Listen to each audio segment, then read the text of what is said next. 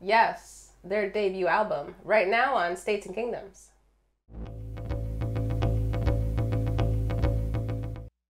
Welcome back to States and Kingdoms. Today we're talking about Yes's debut album from 1969 called Yes. In the sequence of listening to Yes in my life, I think I listened to this one kind of after Tales from Topographic Oceans, before Relayer. Right, so you didn't listen to them chronologically. Sure didn't. Right. I'm glad we got that settled. Yeah, now we can move on. But you know what? All the major bands of the 70s, you know, and some of the bands that they're most associated with, you know, the ELP is a very strong debut, which we've talked about. You know, obviously King Crimson has an exceptionally strong debut.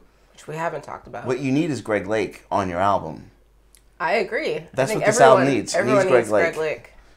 No, but, you know, and even though, Genesis is funny because I know their debut is from, you know, Genesis to Revelation, but I kind of consider Trespass to be their spiritual debut, and I think that album's amazing. I think it's terribly underrated. Yes. Agreed. You know, and I mean, a lot of other bands. Yes's debut does get kind of passed over, don't you think? I mean, you know, It doesn't. I don't know. You don't hear people talking about it too much. No, well, even in my listening journey, I really, where I really get into Yes is the Yes album. Yeah. You know, like that's the one where I'm like, that is Yes, and then it goes into all the great albums. You're a fair weather fan. You know. That's where they had hits, so that's where you're like, oh, well, I'll listen to that. Well, yeah, I remember all the songs on the radio. Mm-hmm. Good times. I don't consider this to be as strong a debut as, you know, them I just talked about.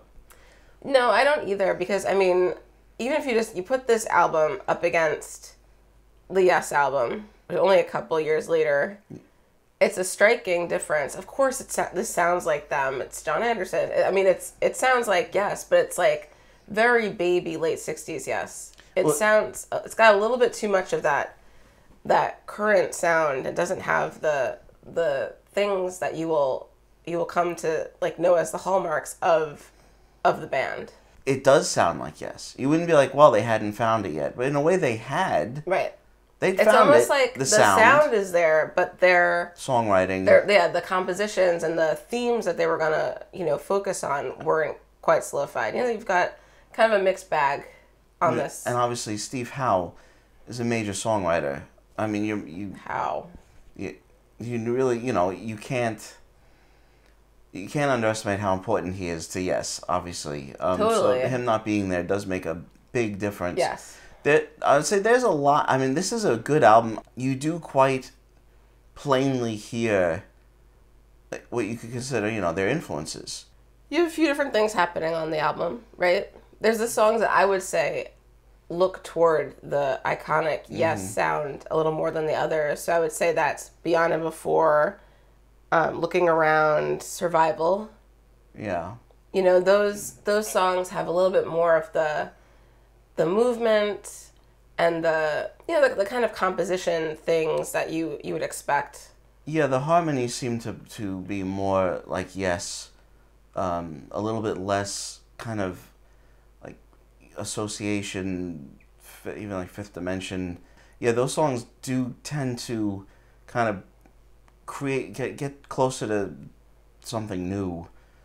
A little bit more Grateful Dead like, definitely. Yeah. But those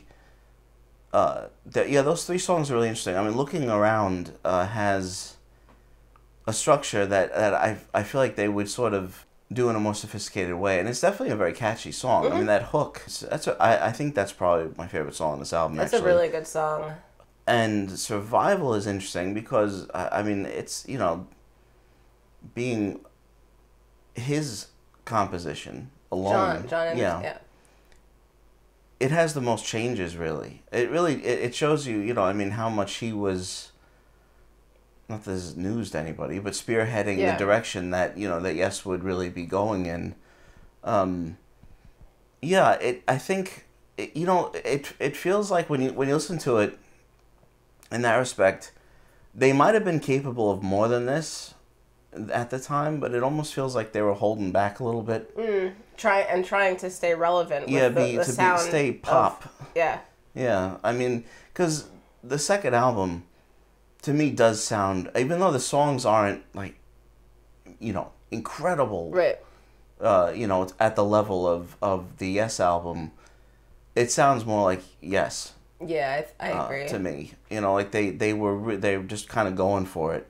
This does seem like it's trying to find maybe a lane for them to be Which I would say is typical for a debut album. Yeah, because it also the record could have company been, wants them to be a certain thing. Write songs like this, make it sound like Nas.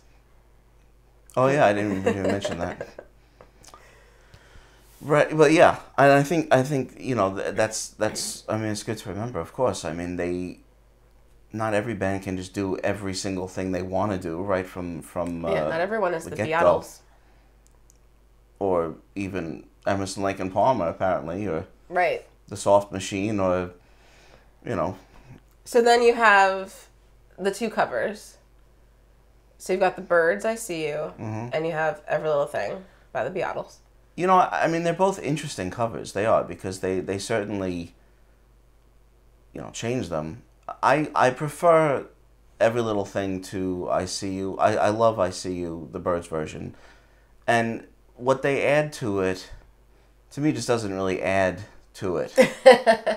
Yeah. No, I agree. That they take basically a perfect song, and they make it longer. It's the jazziness is that they take that and they expand on that, and that's interesting because it is there in the original, but yeah, they slow it, the whole middle where they kind of slow it down, and it's just the guitar, and that doesn't really add to it for me, because the Bird song is actually really quite short. It's pretty zippy. Yeah. Both covers are actually interesting. The songs that they chose. Interesting. They're not the kind of song that I guess not songs people were covering at the time. Both songs from the mid '60s. Yeah. Both. What would I See You would be?